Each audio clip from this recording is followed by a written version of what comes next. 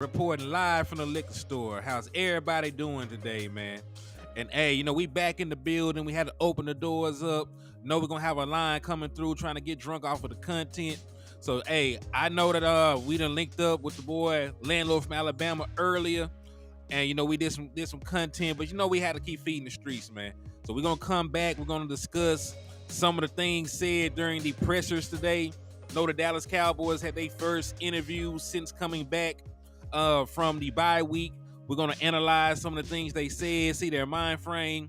And we'll also, if we got time, we'll take a look at some all 22 film from the Rams in their last game against the Pittsburgh Steelers, to prepare for our matchup come Sunday afternoon. So yeah, man, so y'all just tap in with your boy, and we're gonna have us a good time, man. We'll be on here about an hour and some change, man. Hey, what's up with you? Thomas A. Garrett, how you living? Raymond Salas, how you living, man? Thank you for tapping in and showing love. And y'all know the usual rules and regulations. Y'all tap in with your boy Henny, man. First and foremost, when you slide into the liquor store, make sure that you hit that like button. The more likes that we get on these platforms, man, the more of these platforms will promote the content. So you want to see us do good things. You want to see us continue to grow, continue to flourish, continue to be able to bring you quality content at a drop of a dime. Hit that like button, man. It goes a long way in helping the content grow. And salute to Donna Mama coming through, helping us with the manifestation with the 6 hearts. Salute to my boy Justin Kitchen doing the same with the 6 championship trophies. My boy Matt Leslie with the 6 flames. I see you out there, my guy. Thank y'all for showing love. Hey, Tommy Montoya, how you living, my guy? Thank you for coming through and showing love to the liquor store, man. So yeah, so first and foremost, hit that like button. After you hit that like button, man, make sure that you spin right back around and y'all hit that share button. Right, the more shares that we get on the content, the more eyeballs it gets that we get in front of folks, and the more that folks can come in and rock with us in the liquor store, man. And as y'all do know, we are practicing manifestation over here. So we're trying to manifest that 6th title for the Dallas Cowboys. So if you do anything, do it 6 times. Like my boy Tommy Montoya just did. When you drop emojis, drop 6 of them. If you share the content, make sure you share it 6 times. You can share it to 6 different Facebook groups. You can share it to 6 different social media platforms. You can share it to 6 different friends, 6 different foes, 6 different Cowboys fans, 6 different Eagles fans. It do not matter. As long as you share the content 6 times, you're helping the nation and you're helping the Dallas Cowboys. We need all the good luck, all the prosperity, everything. We need everything to go in our favor if we're gonna get this championship. So y'all make sure y'all do that, man. Hey, Thomas A. Garrett, I see you helping us manifest over here, man. Salute to you. So y'all to hit that like button, y'all to hit that share button, and now the most important things is it is Rams week. So I need y'all good people to slap the shit out of a Rams fan, man. I know there probably ain't that many. I know that they probably jumping off that bandwagon already. But if you slap the shit out of a Rams fan, if you can find one, I will be able to give you half off on all the merchandise inside the liquor store. And we got exactly what you need to succeed over here, man. We got cow burritos, we got gin, we got hen, and everything else under the sun that can make you sin. So tap in with your boy, Hennythemoor, and come get drunk in the liquor store. Straight like that, man. So hey, y'all done hit them like buttons, y'all done hit them share buttons. Y'all done slapped the shit out of a Rams fan. You done slapped the shit out of an Eagles fan, too, for good measure, because they always deserve it. Now, if you got it on your heart to do so, or if you just want to enter the raffle, because we're giving away dope stuff, we're still running a raffle until November the 1st. Still giving away 3 different prizes, 3 different winners. Right now, we're giving away a copy of Madden 24. We're giving away a Dallas Cowboy jersey of the winner's choice. And we'll also be giving away a Dallas Cowboys bobblehead as well. Right? So if you want an opportunity to win one of these 3 prizes, all you got to do is hit the Cash App, which is $Hennythemoor. Or you can go out there and hit the Super Chats or the Super Stickers, so we are monetized on this page now. So if any of that floats your boat or tickles your fancy, just hit the Cash App. It's $5 per raffle entry, and we'll wrap it up, on the 1st, and we'll do the drawing on the 2nd. So salute to all y'all good people for coming in and showing love to the platform. Salute to y'all. All right, but without further ado, man, and I'm also doing my due diligence right now. I'm also sharing the content so that folks can find their way into the liquor store with us. But without further ado, let's go ahead and jump into the content, right? And a lot of y'all are mad at Micah Parsons right now. A lot of y'all are highly upset with Micah. He made some comments that that didn't sit well with a lot of the fan base, but he did a presser now, right? And he'll have an opportunity to elaborate on what he was saying just a little bit more, right? And listen, I know that some of y'all ain't happy with him having a podcast. I know a lot of y'all ain't happy with him being so vocal about some of the things that he says, but that's who he is as a person. Like it upsets me some of the things he says sometimes as well, but he is who he is. But let's just hear him out. Let's just hear the boy out. So I'm going to play Micah Parsons' interview from today. His first interview since they've been back in the Star, back from their mini vacation on the bye week. And we're going to see what Micah got to say about this stuff. So let's go ahead. Let's take a look. Bear with you, boy. All right, this is the first one that popped up. So it's about a 12-minute video. It's about a 12-minute video of Micah Parsons speaking on what he's speaking on. Yo, what's up with your confident Cowboy fan? Thank you for tapping in and showing love, man. I appreciate you. All right, so let me go ahead and share this. Hey, Peasy, what's up, my boy? Thank you for tapping in and showing love. Desmond Ironman, a.k.a. Tony Stark, what's up with you, man? Thank you for tapping in. So, man. So this is Micah Parsons' interview from earlier today. So we're gonna hear from Micah, get his mind state, and we're gonna hear the boy out because he been saying a bunch of stuff that rubbed y'all the wrong way. Really, what made y'all mad is he said that the Eagles were a better team overall, right? That's really what pissed everybody off. He said the Eagles were a better team than we were. But let's just hear him out. Let's see if he speaks on what he said and he elaborates or whatever. Hold up. And I'm gonna take myself to the background. Bye week for you guys.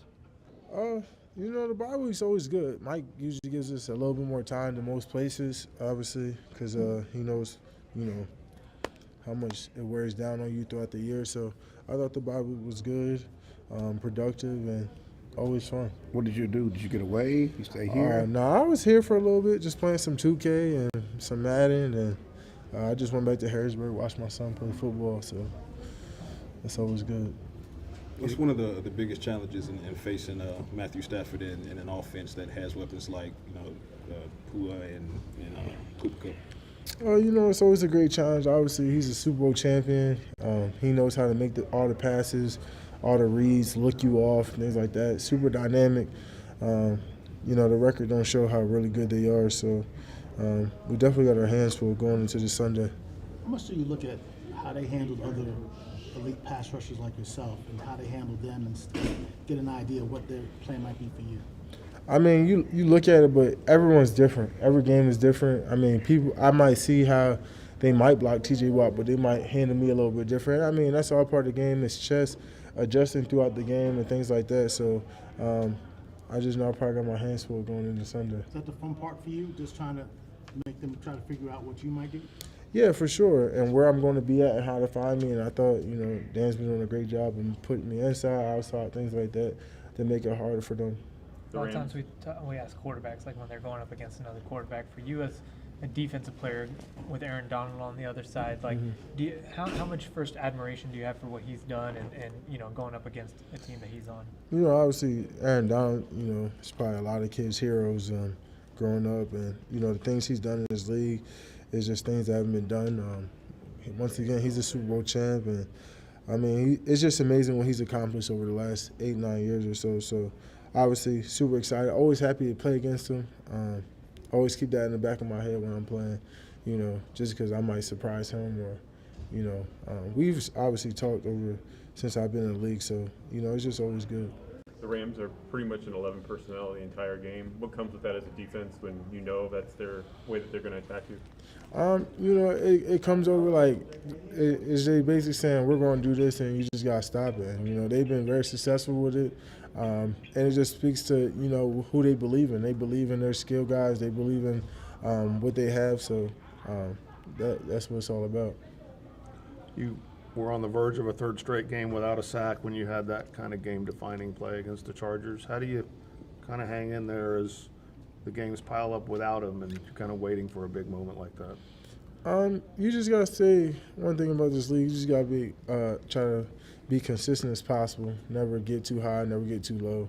Understand that people are trying to take you out the game. People don't want you to ruin the game, and you just gotta be a guy that's gonna willing to, you know, risk it all. And you know, every time I step on that field, obviously I want the big plays, the sacks, and you know I want to be dynamic as possible. But you know the likelihood and what they're trying to do against me, and it just always sums up. And I gotta do a better job of creating more opportunities for myself.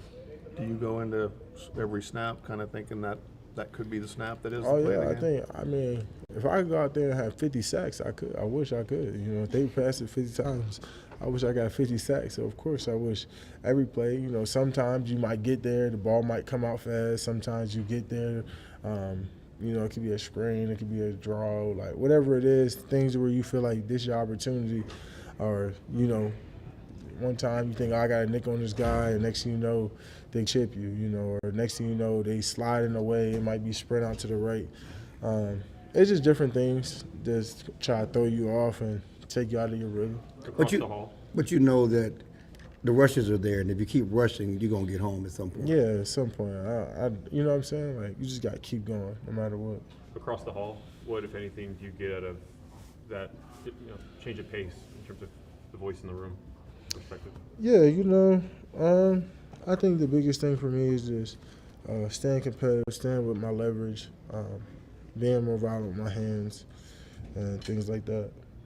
You're a fan of the game. Do you watch the Cleveland defensive end? You watch TJ? You talked about Aaron Donald. How much football did you watch? You did enjoy watching them play this week? Oh yeah, I watched a lot of football this week.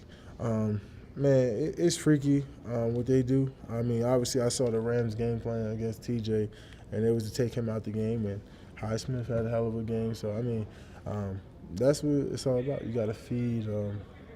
They feed off each other. And obviously you see what Miles done. I mean, he's just as freaky as it gets. I mean, incredible player. I watched a little bit of the Eagles-Dolphins game. I just love football, you know. Obviously, if I'm going to talk about it, I got to watch it. You do talk a lot about football. Are you surprised that the national media came at you last week? Nah. I'm the face. I'm giving them their content. You know, they basically stealing my content, and they wrong. They doing exactly what I said they're going to do. You know what I'm saying? Whether we win or lose, they're going to have something to say. And people think I'm shying from criticism. No, criticism not the problem. Just criticize everyone on the same energy. You know, I don't know. They just as big as bullies as these other guys, you know. They trying, I don't know. People decide who and when should get breaks too. You know, I wasn't raised like that. You know, I treat everybody the same. I'm going to talk about everybody the same, get everyone the same benefit of doubt. You know, that's the type of real person that I stand on. You know, a lot of these dudes ain't real. You guys coming out of the bye week, you're 4-2, and you gained some ground in the NFC by virtue of the Lions suffering another loss, 2-game losing streak from the 49ers. How important is it for you guys to make a strong run coming out of the bye week?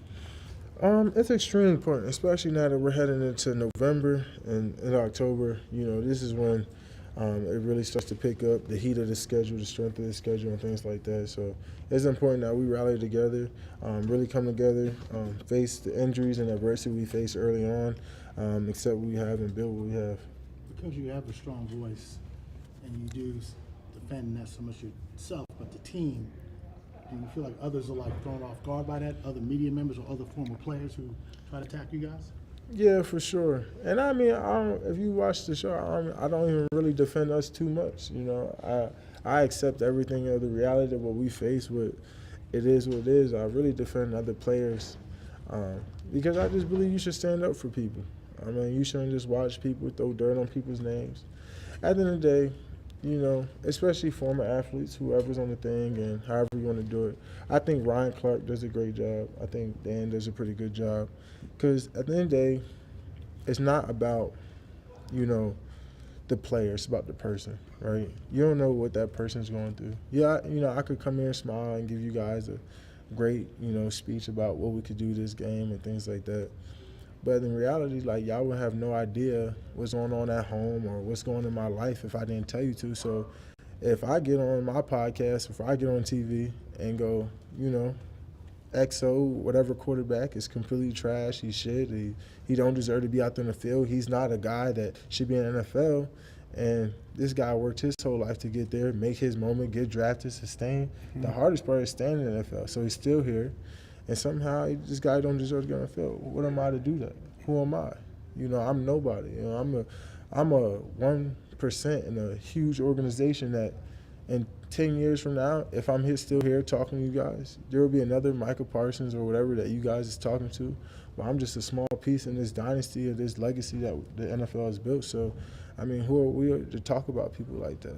And, that's one thing that I really feel strongly about is that these guys come and do that, but you wouldn't like if somebody came and talked to you about like that. If you wouldn't like, it's like growing up getting picked last. Like, you wasn't the person, if you was picked last, you're like, damn, like, and then they was like, we don't want to play with you, you suck, and you felt the type of way. It's almost the same thing, but now you doing it publicly where millions of people see it, and then now you creating their opinion, their narrative, and you really have no idea what this person's opinion, and people actually start to believe these people's opinions. Like, it's a constant cycle of just bad media, bad people, of, tarnishing people's names. Just like when, I don't know if y'all saw the Dodgers baseball player. A lot of people said he was a predator. A lot of people were saying all these bad things about this guy because of these takes that people said about this man, and it turns out he was innocent. People just a constant talk about the media, about how people are just getting thrown down in the media. I don't stand up for that. You bring a lot of energy and passion about a lot of different subjects on your podcast. How are you able to do that? Are you ever a time where you're like, I don't even feel like doing this right now? Nah, obviously, the podcast, some days, especially after losses, I know I'm going to hear it in the chat and things like that. And obviously, you don't want to hear that always, but in the end, I feel like I got a job to do. I got to almost tell the people what they need to hear, what they want to hear, or what they don't want to hear. That's the job. I know there's some days you like, I don't want to cover this. If we play bad, you like, man, I don't want to put this out, but this is the reality. So you really think Travis Kelce's playing well because of Taylor I Swift? didn't say that. I didn't say that. Is that what you're telling me? I didn't say that. Okay. I didn't say that. See, he's taking shit again. He's taking I did not say that. Micah, for you though, with the Cowboys brand being what it is and your profile rising as quickly as it did, do you almost feel like you have a platform now that you want to use for good and for that reason? Yeah, I always want to use my platform for good, because at the end of the day, like I said, this game goes way far beyond us. It's about the kids that's 5 years old, 10 years old, 15, that look up to us and watching us. So how I handle myself, that's how those guys are going to handle themselves. But if I'm out there showing myself and they think it's okay, then that's what they're going to do. So these kids is imitating us, and that's one thing because I know a million kids look up to Steve Smith. I know a million guys look up, especially young broadcasters look up to Stephen A. and things like that. They look up to us. When you're at the peak of your career, people say, how did you get there? How are you acting? And I think sometimes people forget that sometimes. And I always think anytime you got a platform or you got a voice that people listen to, you should always use it for good. Last one.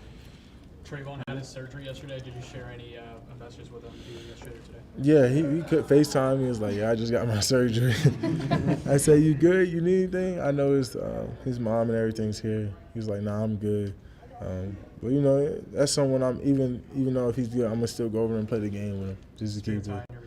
Yeah, I play the game with him too much. And I think you see he on with Daz now and everything. He's picked up some new hobbies, still suck at the game, so I'll be trying to give him a couple of tips and things. All right, y'all. So that was Micah and his presser.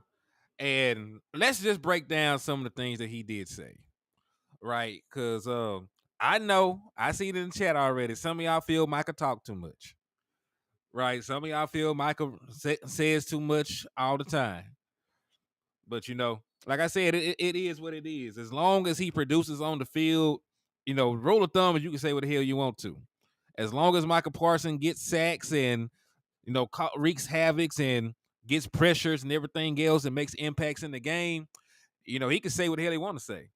You know what I mean? As long as he don't talk some shit that he cannot back up, I'm fine with it. Right? I'm fine with it. So that's really how I feel about Micah Parsons speaking. But let's just actually talk about some of the things that he said in this particular clip. Right? Let's just talk about some of the things that he said in this particular clip. One thing that he did mention, was how he felt about the media. And like he said, it's not about the criticism. It's about the disrespect that you give to another human being, to call them trash or ass or not worth a quarter or things along those lines. And I understand where you're coming from, man. Especially some of the things they say about your quarterback, like Dak Prescott, right? They talk about this man like he ain't shit when he's a Pro Bowl Rookie of the Year quarterback setting franchise records for one of the most storied franchises in NFL history. Right? They talk about Dak Prescott like he like who's a quarterback that nobody really thought much of. They talk about him, man, like he's I'm trying to think of a bad quarterback. Oh, they talk about Dak Prescott like he Josh Rosen or somebody, man. You know what I mean? So it's not criticism, because these dudes can handle criticism. It's handling the disrespect and the double standards that people have. So I understand Micah Parsons' point with that. That they pick and choose who to target. They pick and choose to target Dallas Cowboys players. They pick and choose to target this person, that person, and drag their name through the mud. Yeah, Ryan Leaf, like you would think that Dak Prescott had a losing record. You would think that Dak Prescott never won a playoff game. You would think that Dak Prescott never thrown for 4,000 yards. You would think that Dak Prescott never thrown for 30 touchdowns. He's done all of that. He has a winning record. He has a good win percentage against winning teams. He's one of the handful of quarterbacks in the NFL that got more than one playoff wins right now. He is one of the most statistically superior quarterbacks in Dallas Cowboys franchise history. He's second in yard. He's second in yardage and second in passing touchdowns. He's going to pass everybody by the time that he retires. So people talk about and that's just one of the things. It's not really fair, the criticism that they give certain players. Yeah, thank you. And that's just an example. Like Micah said, he don't really go out there and defend his team like that because he got they back. They in the locker room together. They know they rock. But he try to use his platform to stick up for folks, and I understand that. Now, should he? I don't like him giving all this love to these other teams. Sometimes that does rub me the wrong way because I'm old school. Even if you really believe in your heart of hearts that the Philadelphia Eagles are a better team, I wouldn't have said it myself personally. But like I said, I'm not Micah Parsons. And also, hey, let's touch on the elephant in the room. Jerry Jones. If your best player, because we all believe Micah Parsons is probably the best player on the team, right? You would put him up there, probably above Dak, because I think he's a better defensive player than Dak Prescott as a quarterback, because he has all-pro selections, right? I think he's a better player than CeeDee Lamb, like everybody you can go down a list of. If your best player, Jerry Jones, publicly said he does not think your team is better than your divisional rivals, that should be enough for you to go out and make a trade and not sit in your hands. Let's just talk about the elephant in the room. I know we don't like Micah Parsons talking, but I'm glad he said it. If he does not think that we are a better team than the Philadelphia Eagles, and he was real honest with it, he didn't have a gun to his head. Ain't nobody forced him to say that. He said that because he felt that. So Micah Parsons, Jerry Jones, if Micah Parsons believed the Eagles are a better team, why are you sitting on your hands in free agency saying somebody got to call you? That should be a reality check for you, Jerry Jones. That should be a reality check. We may not like that. We may not like that he said it, but I'm glad it was said. He doesn't think we're a better team. And when you look at the acquisitions that they made, they might be right. He might be right. I mean, that's a long way away. I mean, that's a super long way away. Talk about move on from Micah, because you control Micah Parsons' contract for the next 3 years, right? You control Micah Parsons' contract for the next 3 years. You have his final year of his rookie deal. You have his 5th-year option, and then you have the option to franchise tag him. So I don't believe Micah Parsons goes anywhere anytime soon. Yeah, I don't believe he goes there anytime soon. But listen, is he lying though? Let me ask y'all a question. If you look at the roster of the Philadelphia Eagles compared to the Dallas Cowboys, are they better or not? Let's not put our feelings into it. Let's go down the list. Outside of quarterback, because y'all know I think Dak Prescott is a better quarterback than Jalen Hurts. But outside of quarterback, where do we have the advantage at? Like where do we have the advantage at? They got a better offensive line. There's nothing to argue about that. Y'all up here asking for offensive line help. So before y'all lie and say we got a better offensive line, y'all were in this chat box just yesterday saying we need offensive line help. Right? So their offensive line is better. Like you might be able to make the argument that their defensive line is better, but they damn sure got better defensive tackles. Jordan Davis playing better. That boy. It doesn't matter if they old. They outperforming our offensive line. We can't even run the football. Like we can't even run the football. So like I can't even sit here and talk about their offensive line. They old as shit, and they still playing good football. Right? So, like they got a very good team, and you can make the argument that they have a better overall team. Up front in the trenches, they might be better too, because they can actually stop the run. That's another thing. Like even if you think our pass rushers are better because Micah Parsons is a dog, like you can't just sit there and say that they ain't got some nasty ass defensive tackles that's stopping the run, right? And listen, hey Jay Recruiter, you're right. Dak Prescott is the X factor, but it shouldn't have to be that way, because if Dak Prescott is having issues at home and that Latina girl that he with done pissed him off and done stressed him out, and he go out there and play a bad football game, right? And they done went out there and he go out there and play a bad football game. That means we can't win. He said they're 18 and stopping the run. I thought they were first or some shit like that. Let me see. I could have swore they were first or second or some shit like that. Let me go pull up my stats.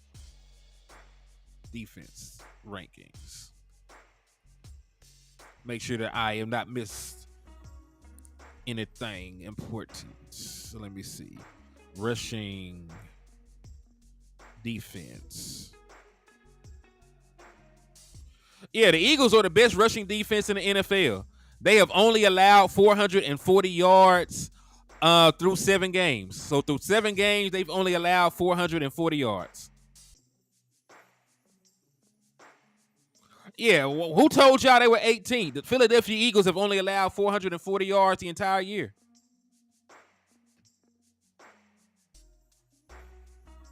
Yeah, they giving up the least amount of yards. Let me show y'all. Just so y'all think I ain't tripping.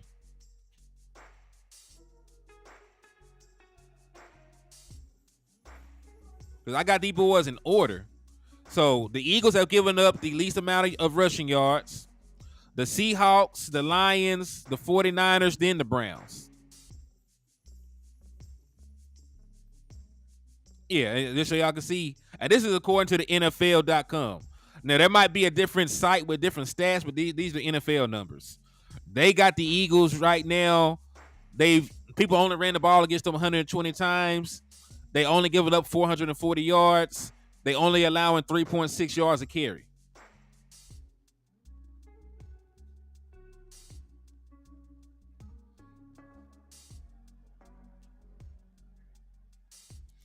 Yeah, they're not a great pass defense. At least they weren't. Cause they had good rushing stats all year. You gotta think about it. They ain't played nobody that even runs the football like that. Like they had a sorry ass passing offense. So Mac Jones was lining their ass up. They had a sorry ass passing offense. Defense, I mean. Yeah, here they go. They down here.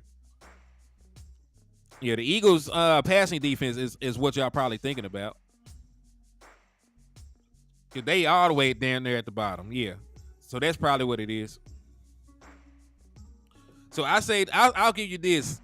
Like, we probably got a better secondary then. Yeah, Darius Slay is old. Well, yeah, because he got at least been in the league 9 or 10 years because he played with Dak Prescott at Mississippi State before Dak Prescott came out. So they had a couple years crossover at Mississippi State, but then he got drafted. Said the Cowboys defense is still better overall, maybe, possibly. But y'all get what I'm saying. Like, it's close enough that you could get them the edge in some places. Yeah, I remember. Matter of fact, I wanted Darius Slay when he became a free agent, when he first was going to leave from Detroit. He said, he around the same age as Gilly. I think Gilly, let me see, because Gilly 33. I think Darius Slay might be 33. Yeah, Darius Slay 32. So he actually like a couple months younger than our boy. Oh, Bland is playing like one of the best cornerbacks in the National Football League. Yeah, like Bland is like that. And listen, if Trayvon Diggs was still healthy, there would be no question that I would say we have the better secondary. But without Trey out there, it's a little shaky. I ain't gonna hold you. It's a little shaky. Yeah, because Slade played at Mississippi State with Dak, and what the fuck?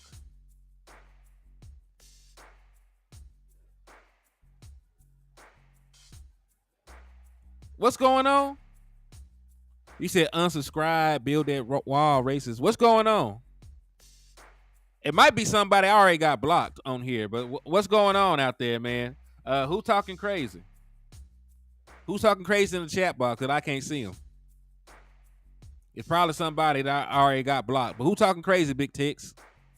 Talk to me, Big Tex. Who talking crazy in the chat box?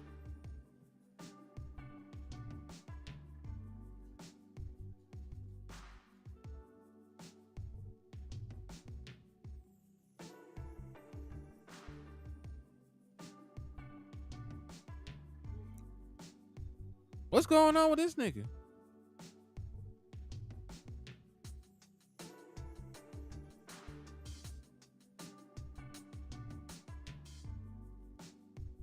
I'm trying to see if I missed something.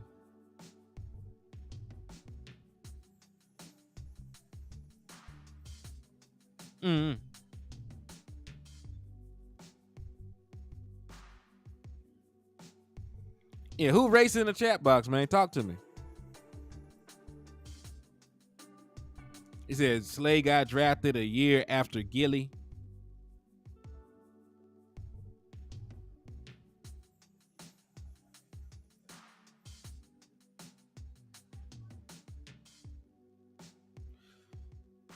That woman is not who? Dak Prescott?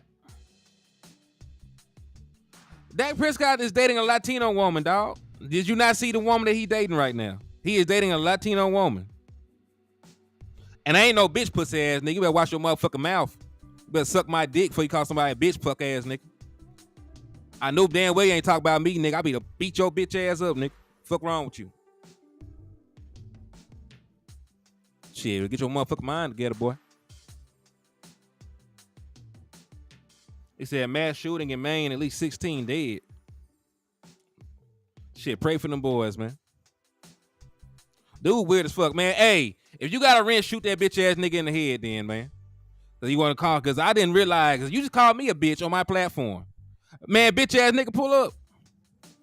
Man, if I ain't finna argue with no nigga on YouTube, man, suck my dick, man. That man dating, hey, he dating a Mexican. It's gonna be all right. He's dating a fine little Mexican woman. You mad about that? You mad about that? Fuck you. Shit. Weird ass nigga. What the fuck is wrong with dudes, man? Fuck is wrong with dudes? Apparently he has some racist shit in his mind. He talk about he dating a white dude, black man kryptonite. Man, you been goofy then. You been a weird little bitch. Fuck wrong with dude? You just had that shit hid in your mind this whole time, man. Fuck that dude, man. And he fucking the shit out that Mexican bitch too, man. You probably mad about that. He fucking dog shit out that Mexican bitch. Dogging that little pussy out. And you mad about that. Shut the fuck up.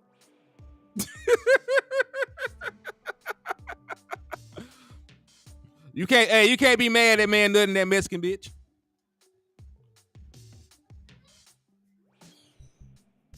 Shit. And listen to me. Was I wrong for saying? Because I just said he dating a Mexican woman. I ain't said nothing mad. I just said he dating a Mexican woman. This man that lost his goddamn mind. What the fuck?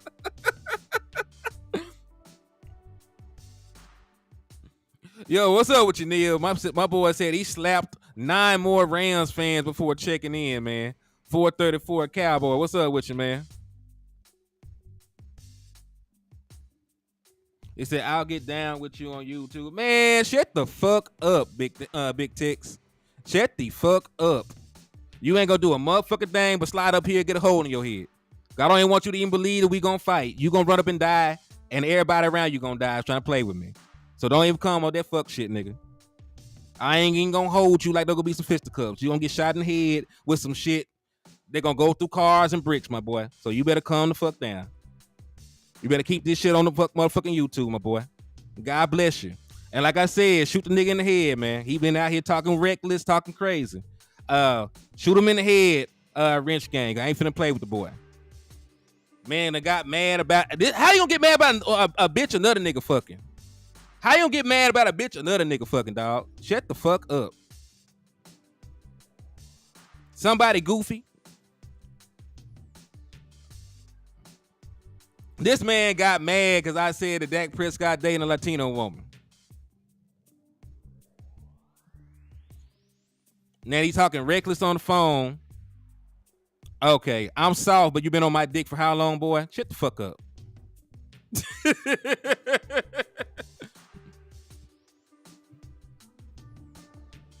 Fuck out of here, boy. He said Tyrone took his girl. Yeah, anyway, back to the content, man. Ain't nobody finna spend time talking to no goofy. So we were talking about the Dallas Cowboys coming back and got their interviews and shit. This one ain't even long. Big Tex Dallas is upset that Dak Prescott got a Latino woman. Now he want to fight for some apparent reason. I don't understand it. I don't understand. But like I said, if he run up, he will not be able to walk back. Oh, somebody done took him out the game then. Like somebody already done got that boy out of Dodge then.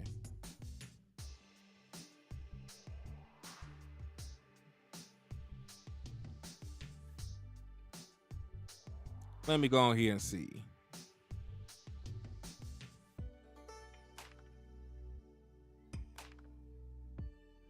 Yeah, boy been on my dick for I don't know how long, but now I'm soft and all some other shit because I don't want to agree. A dude up here talking about he upset about a Mexican. Let me see. Block user. There you go. Yeah, I can't see him no more either. I done blocked his stupid ass. He gonna be talking to himself in the abyss because he a hoe. His mama raised a hoe, so he a hoe. So I can't help that. I can't help it. His mama raised a hoe. I can't help that his mama raised a hoe.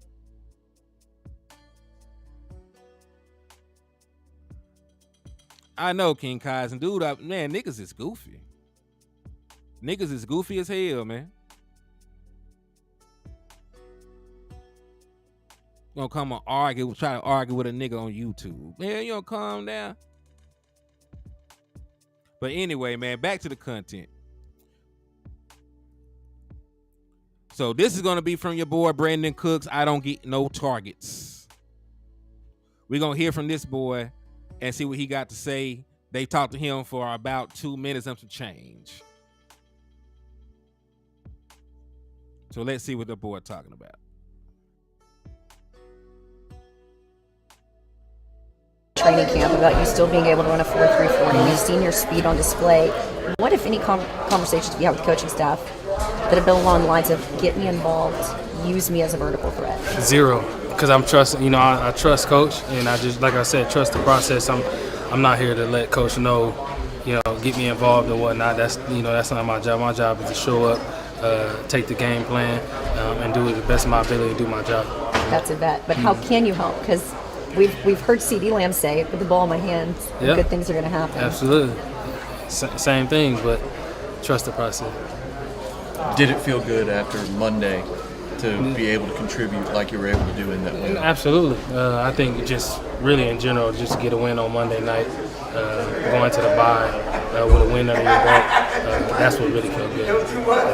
What kind of challenge does the mobility of Dak, if that becomes a consistency for the Cowboys offense, what kind of added challenge does that make for defense? Man, I mean, a lot, because not only can he attack you with his arm outside the pocket, but he can also run, as we saw that past Monday night. So anytime we get in those positions, I think that's a strength for us for sure.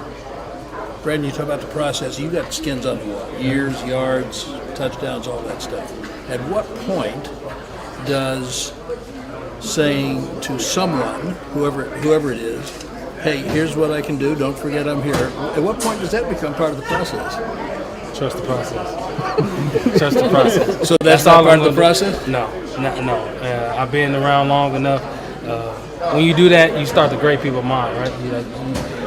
If you go to the quarterback, you go to the coach, now he has another thought on his mind. Like, well, shit, I got to get him involved because, he may be frustrated. That's not why I'm here. I'm here to win games, and so trust the process. Dak really, as Patrick brought up, Dak really using his legs throughout the game and it being a factor. It was the first time we'd seen that on Monday. Did the offense seem to maybe have a little bit better flow because of that? Absolutely. Like I said, because now you're talking about he get outside the pocket. He may run or he may throw. So anytime you can get the defense guessing, that's going to help your flow of offense for sure. We saw that you gave some motivation to MG when he had to drop and told him to keep going. What all does it mean to you being that vet to help out these young wide receivers? It's huge because obviously it's ebbs and flows in the game. And what I always tell guys is stay even keeled. You know what I mean? Through the great, through the not so good, just stay even keeled and don't forget who you are and what got you here. So that's what it's all about.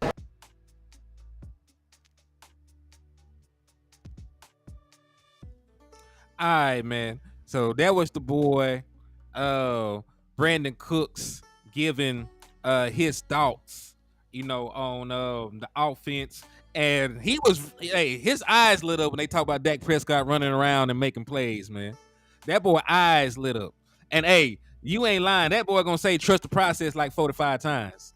I think somebody said that boy just happened to be out of Houston. But you ain't lied about that though. He is happy to be in a winning organization. They winning games. They're winning games. They got a chance to go to the playoffs. He said Cooks ain't happy being in Dallas if he don't get the football. Well, I think his time will come. Especially, he's just coming off of just getting his first touchdown with the Dallas Cowboys. So he has a touchdown on the year now. So I don't think he's too upset at the moment. Now, if he goes like 3-4 games without another touchdown or without a bunch of targets or opportunities, I think you might see some frustration. But he is a vet. He said we saving Cooks for the playoffs. I don't believe so. I believe that the Dallas Cowboys are going about how they design their progressions the wrong way. There has been entirely too many times where Michael Gallup, there's entirely too many times where Michael Gallup is the primary receiver within the progression, meaning he's the first read or the hot route in regards to the blitz. So like if I'm blitzing, like Michael Gallup for some reason is my outlet. right? It's different things, like different crazy, like different things. They just need to change up. They need to have more progressions where, CeeDee Lamb is the primary guy, and then Brandon Cooks is the secondary option. They need to have more design plays where somebody is clearing out space to get Brandon Cooks the ball, or more design plays where people are running rub routes and picks to get CeeDee Lamb the ball, right? I think it's more schematical than anything, right? I think it's more about schematics than anything else, right? So if you clean some of that up, like, you will see CeeDee Lamb get more opportunities. If you clean some of that up, you will see Brandon Cooks, break a game open for you here and there with an explosive play. But I think it's more schematics than anything. Now, granted, our offense looked way better when Dak Prescott extended the play. We all know what Mike McCarthy said. He said after the initial 2.3 seconds that the scramble drill is a part of the passing offense. So we have not really seen Dak Prescott run the football until last week, or the last game, because we were on the bye last week. But we need to see more of that at this point. We need to see more of that at this point. Like, Dak, if the play breaks down, if nobody's open, run. Right? You got the greenest of lights to run in this offense, apparently, from what Mike McCarthy is saying. So don't hesitate, be decisive. If you're not sure about what you're seeing, break out of the pocket and try and make a play. Because, hey, y'all practice scramble drill. They know to get open for you after the initial scramble drill once you break that pocket. They know for the deepest man to come back. They know for the low man to go deep, right, to create throwing lanes for the quarterback.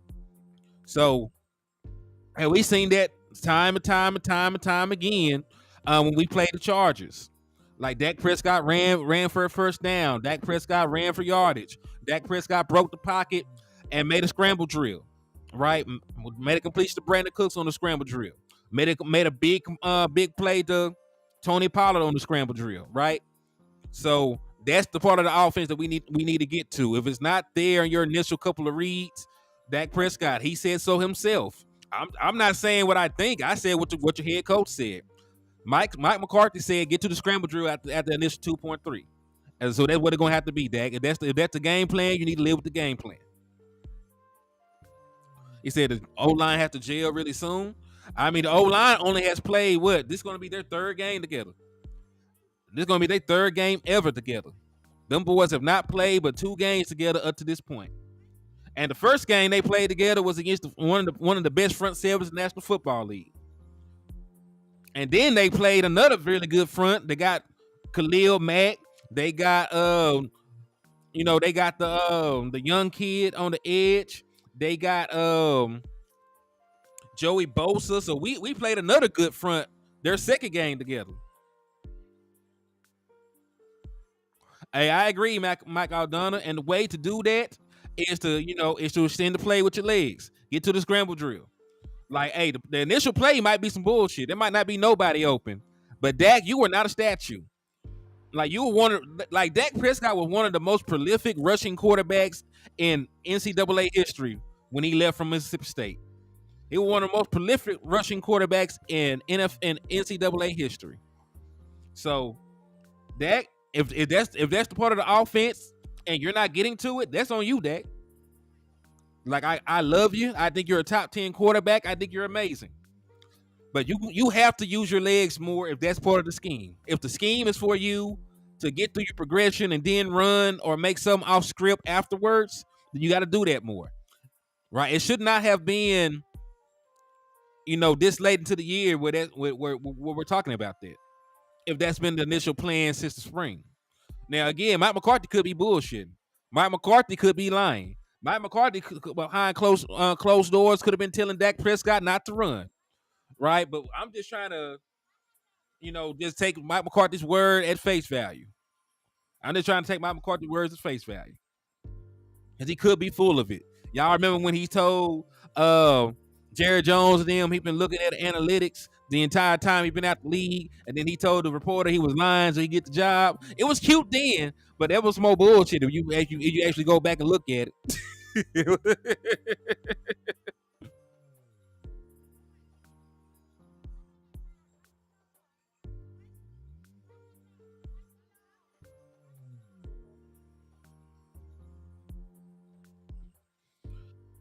All right. So we just looked at Brandon Cooks.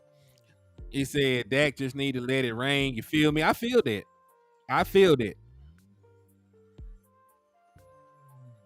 All right, so let's move along, man. Let's move along. We talked to Brandon Cooks. Let's see who else has something to say.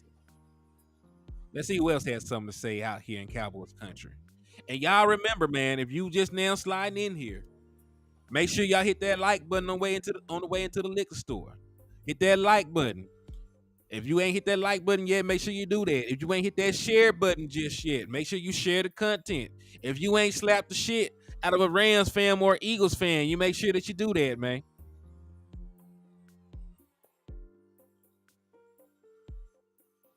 All right, now I got the board pulled up.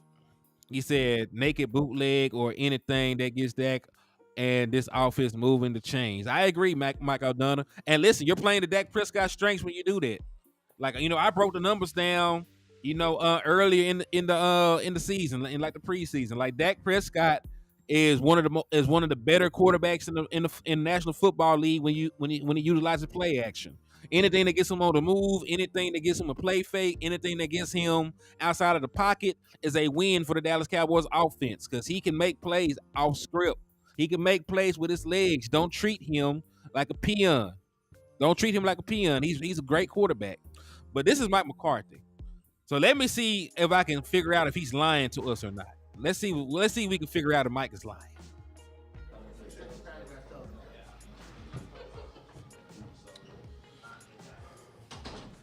Good morning. Good morning, Coach. And with Hennythemoor not here. Do my best, Dave. Mark. I love it. You take a seat. Well, first of all, how does it feel not to be the biggest story in DFW? How's it feel? Yeah. Very happy for the Rangers. No, that's what a great game, 5, 6, and 7. So excited for the World Series. You guys have won 10 straight games at home. I mean, I know the Cowboys team won 11 straight since 91, 92 or something like that. What's been the key for your success at home and the importance of continuing that home field trend at this point? Well, I think there's a number of things. I think number one, it starts with our fans. The environment that we're able to compete in, and hey, the opposing team likes to come to Dallas too, so it always creates a very, very competitive environment at AT&T. I think the biggest thing, for me is I do believe your preparation, your flow into the game helps you. And we've changed our home routine up a few times, and I feel like we're synced, and the players are in a good mode. This is our first noon game, so we got to make sure we're on top of that this week. But I think routine helps everybody, the fan base, the environment, and obviously the importance of winning at home. Have you accentuated that before the next 6 at home? I don't know if you talked to Tim. Has that been a focus of the meeting this week? I talked about it. I think we spoke on this at the beginning of the before the bye week. Is we break down the season each year, and we broke it down into trimesters this year. And the first 4, the first trimester was 4 on the road, 2 at home, and obviously it flips here on the next 6 games. So yeah, we definitely want to take advantage of it. But there's characteristics, there's patterns, there's things that always, in my opinion, occur in September. So you address that coming out of training camp. More games are lost, in my opinion, in the National Football League in September than are won.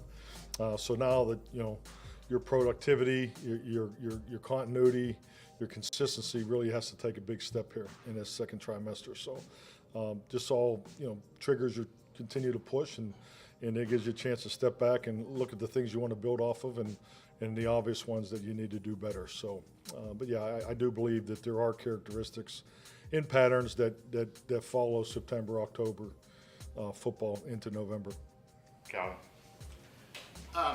Calvin Watkins, Dallas Morning News. As you've gotten older as a coach, the appreciation for Matthew Stafford, has that grown as well?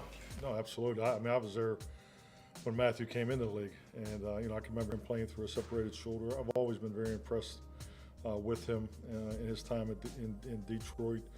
I've competed a lot of games against him. He can make every throw in the book. He's tough. He'll stand in there. He'll take the hits to get the big throw off and so forth. And so, I've always admired his game from across the field. I think he's an exceptional passer. Injury-wise, Wanye, will he do anything today? Yes, we'll be full. Everybody will do something today.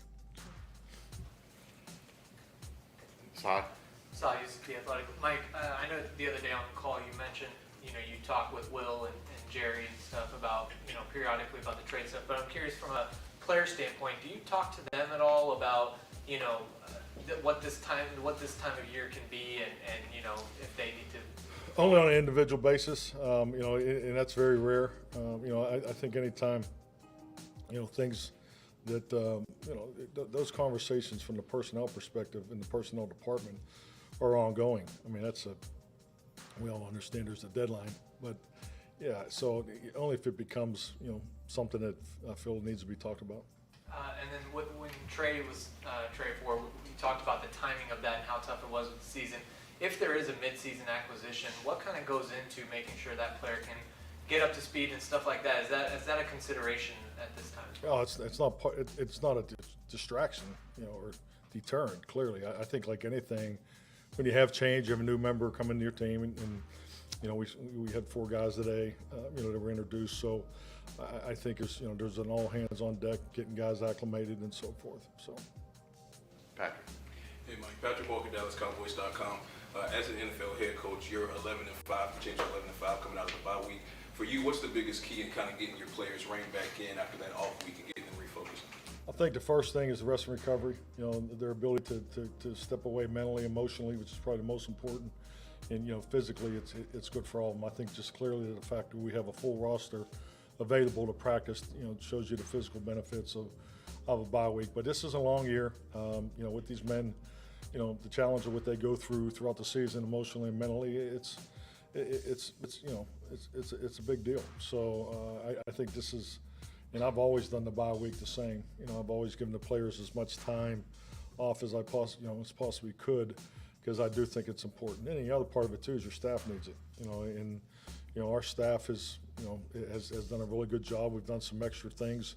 The amount of work that the coaching staff, particularly the young assistants, put forth for the Cross the Hall segment on Monday. I mean, that's probably an extra 8 to 10 hours of work that on top of their normal schedule. So, it gives them a chance to step away too, but to work on those extra projects and so forth, because you have to grow your environment from an educational perspective, and particularly our young guys. It gives you a chance to really maybe get some extra time with those guys too. So, but yeah, the bye week, I mean, I can't recall the year. The year they had 2 of them, I thought that was, I know it didn't work with TV maybe, but I thought that was really good, because I think it's beneficial, and you kind of have that a little bit with the Thursday action that we have in November. You referred, Michael Gelkin, Dallas Morning News, you referenced it earlier, but when you turn over a quarter of your practice squad several weeks into the season, what can you detail that process of getting those guys up to speed? Trusting your process, number one, is why you do it, but as they signed Tuesday, we were in game plan meetings, and the assistants stepped out to started that process, and but yeah, I mean, the first thing is the language. I mean, that's always the first hurdle that every player that comes in here you have to adjust, and then how you fit into the drills in the practice environment's the second thing, and then then the extra time, and you'll see guys working more at the end of the week on Fridays and Saturdays, as far as position coaches or the young assistant coaches. We have young guy meetings. We call it young guns and young guys meetings on Thursday, Friday, and Saturday. So our special team coaches meet with all the first and second year players at 7 a.m. on Fridays or Thursdays, and then we do the same thing, offense and defense, on Friday and Saturday. So we have some of those built-in time slots that are available for young players, and obviously anytime you have a new guy, he jumps in that group. Babe. Babe Loffberg, Cowboys Radio. Mike, you talked about you found a routine that works for you for the home games. What have you changed up, or what have you found that works best for your team? A couple things. The opportunity to sleep in your own bed, that was a big change. And it's the irony of it is, the first place I worked at in Kansas City for Marty Schottenheimer, he was a big believer in that. So, giving guys the opportunity to sleep at home, whether it's false confidence or but it's worked. So I mean, the numbers support the changes that we made and when we made them. So just at some team meetings, did some family stuff after the practice on Saturday. So just made it flow better, where guys can get into their routine. Because I have thresholds in everything we do as far as our scheduling, and I'm a big believer in a 24-hour time clock and 48-hour time clock. So 24 hours before the game, all their physical activity is done. They're in the total. It's their mental and emotional time to get ready. And I think there has to be a switch or a stopping point, because as a young coach, and I was the total opposite as a quarterback coach. I mean, I was having quarterback meetings, 2 hours before the game to review the first 15, and I look back on it, and that wasn't the right thing to do. And then the Saturday night meetings got to be overwhelming, too long. So I've tried it the other way, is my point. So, and I know this works better. And the reality of it is, those extra meetings that I talked about, we just really pushed them into Friday and Saturday morning. So you're still getting it done. It's just a matter of when. And I think the longer these seasons get, particularly when you get into playoff runs year after year, you got to be really cognizant of that. And did you come to a realization that if you don't know it, 2 hours before the game, probably too late? Yeah, I was young, ambitious. Garrett Podell, CBS Sports. Mike Puka Nacua, Rams fifth-round rookie, leads the NFL in catches. Yeah. What have you seen from him that's allowed him to come out with this success, and is there anyone that he reminds you of, given his early production? Well, Elijah Cooper, number one. I think you can see the carryover there in the training, in how they play. But I tell you, I just been real impressed with his physicality, especially for a young player, on just his play style is probably what jumps off the film most. Yeah.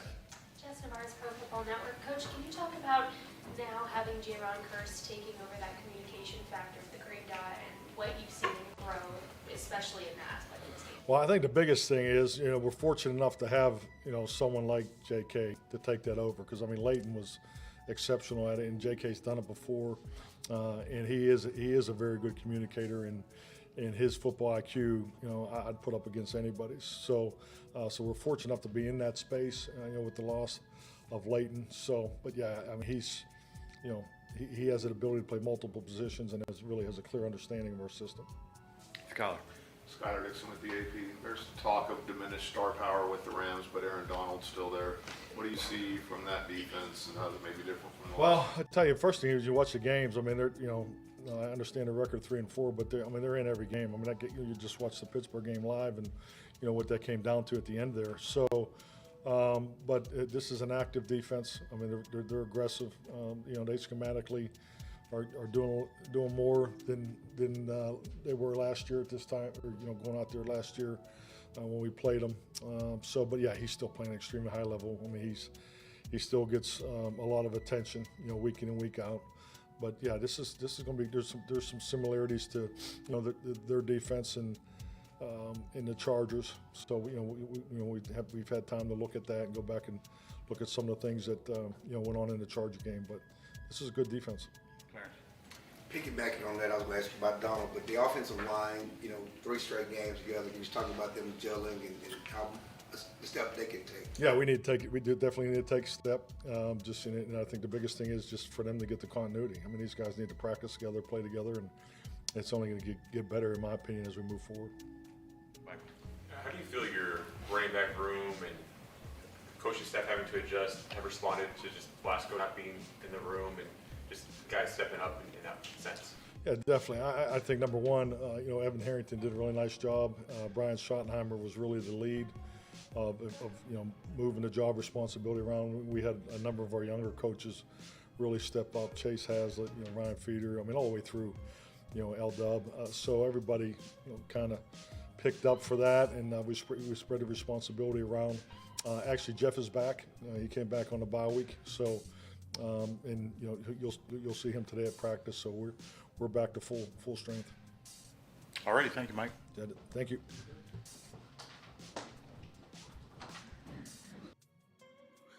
All right, y'all, and that was your head coach Mike McCarthy, speaking, back from the presser. And like you said, he did play against Matthew Stafford a bunch because, he played in Detroit. He was the head coach in Green Bay. So he's very familiar with Matthew Stafford. So, he's used to his tendencies. He used to see him 2 times a year. So this is a very familiar opponent for Mike McCarthy. I don't know that gives us a schematical edge or not because he's playing in a different scheme that he would have been playing back then in Detroit. But he's very familiar with him. And like he said, man, like Matthew Stafford's a dog. Like some of y'all in the chat box talking about it, y'all remember when he scored that game-winning touchdown against us on that fake spike at the goal line. So Matthew Stafford been a baller. Matthew Stafford being a very good quarterback for a long time. If I'm not mistaken, I think he's in the 60,000 passing yard club or close to it. Let me see. Matthew Stafford got a bunch of passing yards and touchdowns. Now, he's a little bit older in age, but 53,990 yards passing, 340 passing touchdowns. Matthew Stafford is a monster, man. Like, Matthew Stafford's a dog, bro.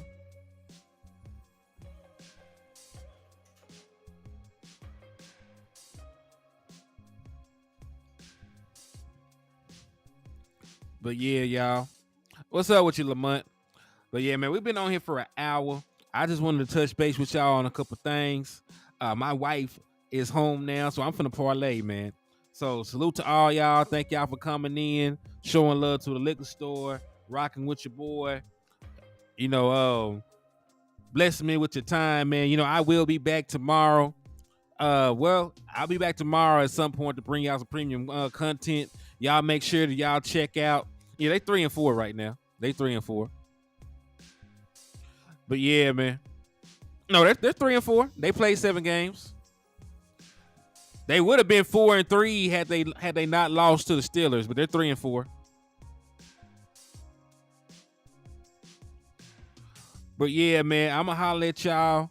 God bless all y'all, except for Big Dow, Texas. He can suck a dick and die. Appreciate all y'all, and your boy is out, man. God bless.